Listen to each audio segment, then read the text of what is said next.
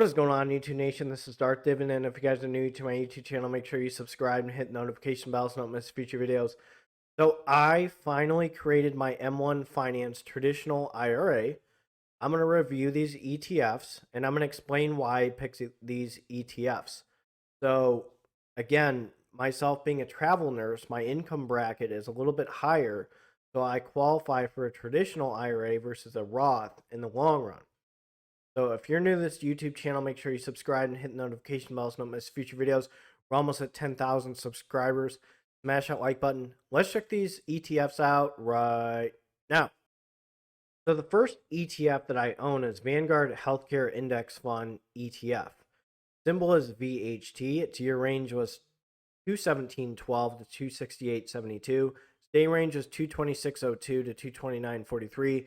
And its previous close was 227.72. Let's check these guys out. So VHT has an expense ratio of 0.10%. The year returns basically is negative 13.81%. You can complain about the pandemic, but we're going to look into a few things and I'm going to explain to you my rationales as to why I like these guys. So first, I want to go over their returns. So since inception, they've been up 491.50%. In 10 years, they were up 280.01%. 5 years, 64.85%. 3 years, 42.01%. And in the past year is down 10.60%. Economy's not doing too hot. There's a lot of panic. No wonder why the price per share is down. So I definitely capitalized in it, and I'm going to start dollar cost averaging and buying fractional shares of these guys. I'm going to go over a few other things.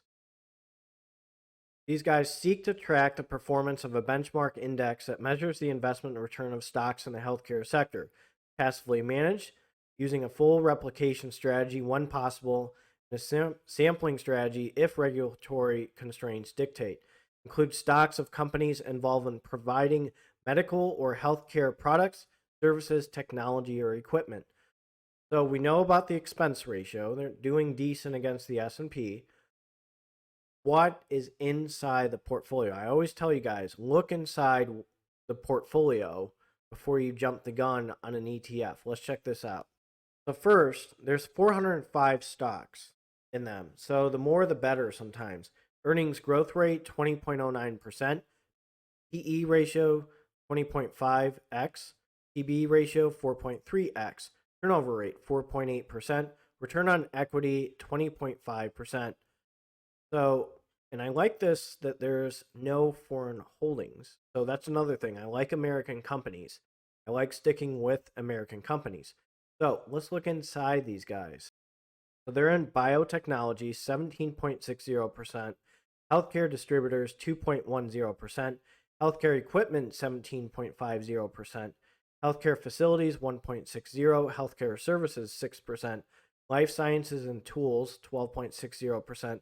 Managed healthcare, 13.70%. And pharmaceuticals, 26.60%. So some of their biggest tickers: United Health Group, that's an excellent dividend growth stock. Johnson & Johnson, excellent dividend growth stock. Price per share, these two go up a lot. So 8.90% United Healthcare, Johnson & Johnson 7.75, which is good. Eli Lilly. Pfizer isn't the biggest like growth stock, dividend growth stock, but guess what? You got AbbVie and you got Eli Lilly. Higher percentage with these guys. Abbott Laboratories, that's up there, 3.28%. So these are some of the top stocks that they have. And they have 440. So say like a Pfizer, people hit a panic button about Pfizer. Guess what? You have companies like United Health Group, Johnson & Johnson, Abbott Laboratories, Thermo Fisher Scientific, and others to back them up. So sometimes the more the better. So 0.10% expense ratio is not bad. Now let's go over their dividend history. Let's start in 2015. Let's look at the trends. 47 cents, then 39 cents, and 42 cents. Then 2016, 52 cents, then 44.50. So it's getting up there. You got 38 cents in 2018, but you're starting to see a hike. 2018, you crack the 60s and then 50s, and then you crack $1. right here. Then you crack 70, so no longer is it 30 cents, which is good. Got 80 cents now, 60, and then 70 cents. So over time, let's just look at 2022, 70 cents. And it's never cracked below 40 since 2017.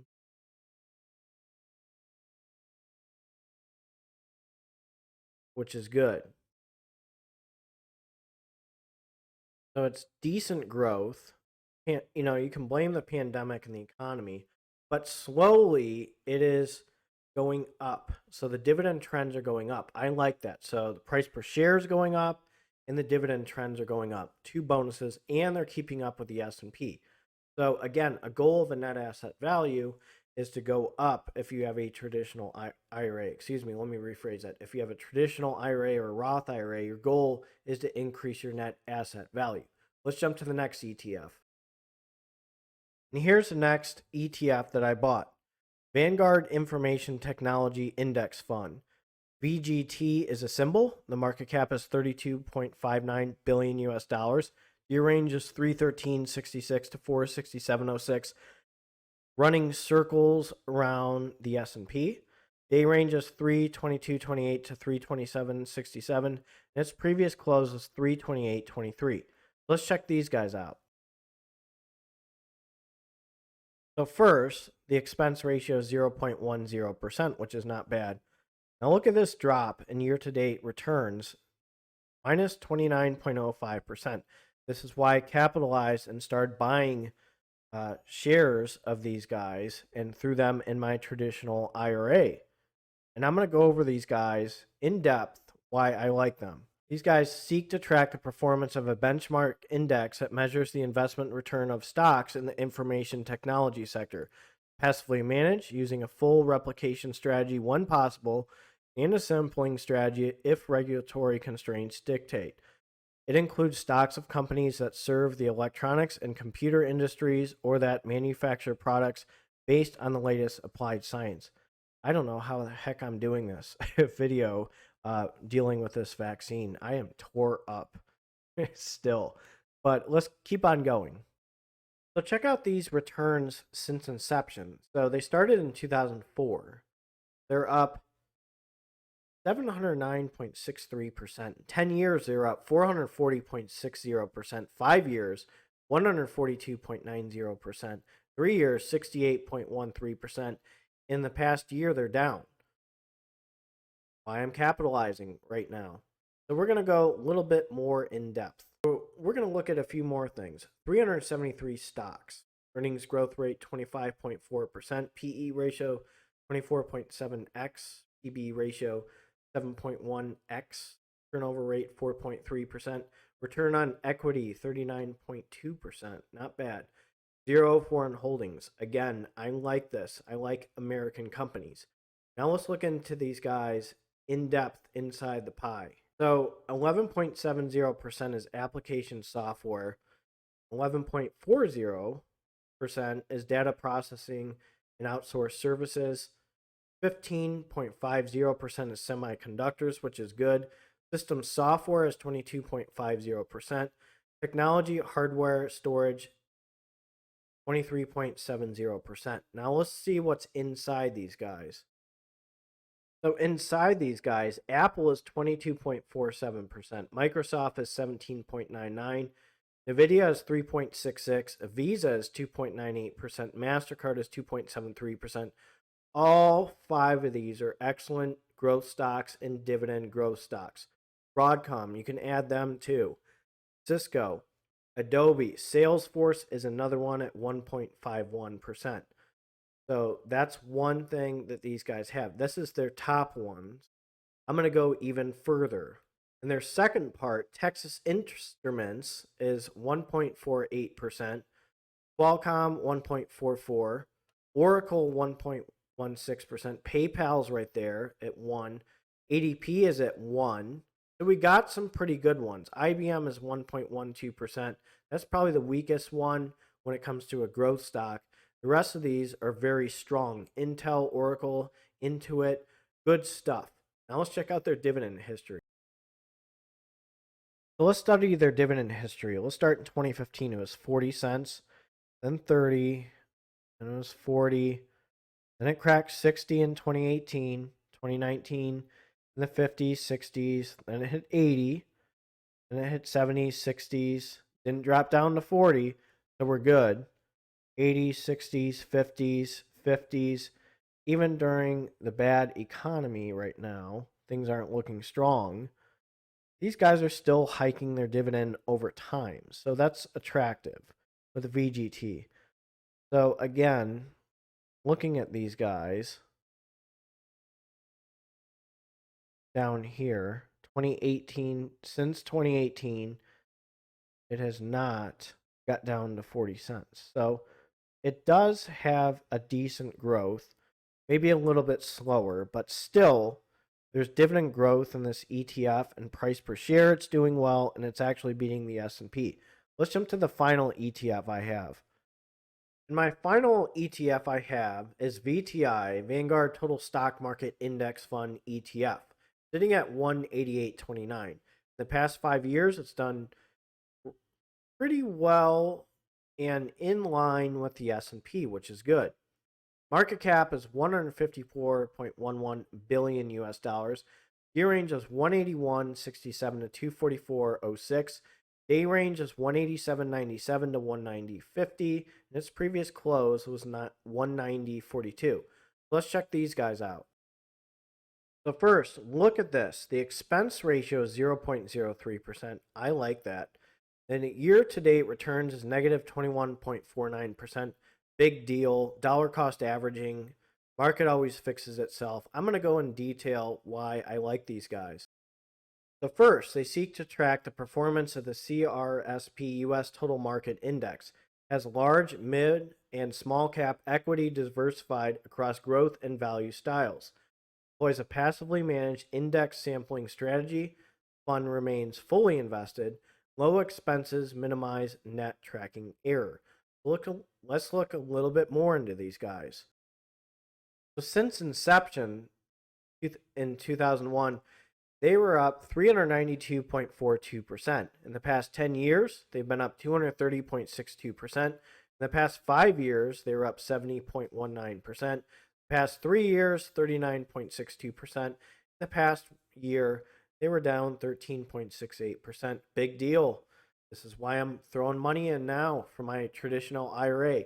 Let's go into a little bit more information. This is why I like VTI. 4,056 stocks. So if 20 stocks get hit, guess what? It's got backup.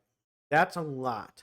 Median market cap is 116.9 billion. Earnings growth rate 19.9%. PE ratio 18.8x. PB ratio 3.4x. Turnover rate is 4.0%. Return on equity is 19.5%. Go a little bit more in depth. So the biggest ones they have in their portfolio is consumer discretionary at 14.80%. Financials, 11.20%. Healthcare, 13.30%. Industrials, 12.90%. Technology, 25.80%, which is pretty good. Now, let's see what's inside of these guys. And these guys have so many companies. So Apple, 6.07%. Microsoft, 4.91%. Amazon, 2.75%. Tesla, 1.83%. Alphabet Class A and C, where A is 1.64% and C is 1.45%. UNH, United Healthcare Group, again, 1.22%. Berkshire Hathaway Class B, 1.18%. Johnson & Johnson, 1.07%. And Exxon is 1.01%. Now let's check out the dividend history. And look at this dividend distribution over time. 2013, it was 38 cents. Then it cracked the 40-cent mark in 2014. 2015, it cracked the 50-cent mark. 2016, it's still in the 40s. Then it cracked the 70, the 50s, and then it's consistently in the 60s and 70 cents. 2017, 2018. Then 2019, it was at 80. So it's jumping up and with dividends and dividend hikes over time. A little bit slower. So you see the 2019, 2020, and 2021, it's ranging from 60 cents, 70 cents, and 80 cents, but it hasn't dropped to 50 cents. So you're seeing dividend hikes a little bit slower. This is a well-funded ETF. So those are my 3 ETFs. I'm going to show you my distribution and my pie for right now. Let's check that out. And I call it the final order, just like with Emperor Palpatine. So VTI I have at 46%, VGT I have at 33%. I may move that a little bit higher. And then VHT I have at 21%. So I'm going to have a share this pie link at the end of this video. So if you're new to this YouTube channel, make sure you subscribe and hit the notification bell so you don't miss future videos. What do you think of my strategy? Let me know with my M1 Finance traditional portfolio. You guys take care and have a good one.